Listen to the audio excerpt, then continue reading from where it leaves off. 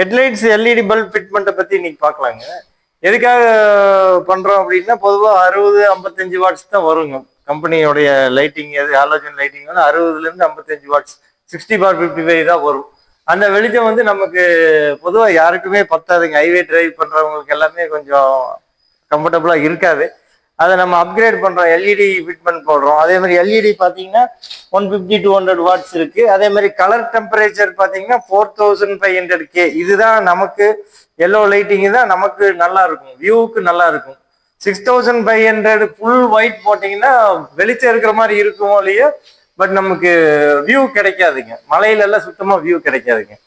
அதனால 4300 அல்லது 4500K colour temperature, அந்த கெல்வின் கலர் டெம்பரேச்சர் தான் நமக்கு சூட் ஆகும், நம்ம வியூக்கு சூட் ஆகுங்க.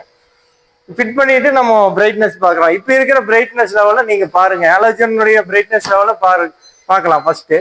அதை அப்கிரேட் பண்ணதுக்கு அப்புறம் எப்படி இருக்குங்கிறத பார்த்துக்கலாம். இதுதான் ஹாலோஜன் கம்பெனியினுடைய 55 வாட்ஸ்னுடைய பிரைட்னஸ்ங்க.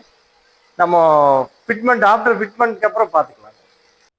இந்த எல்இடி வந்து ஹீட் ரொம்ப கம்மிங்க. நம்ம ஹாலோஜனை விட பாதி தான் ஹீட் வரும். இப்போ பாருங்க பிரைட்னஸ்,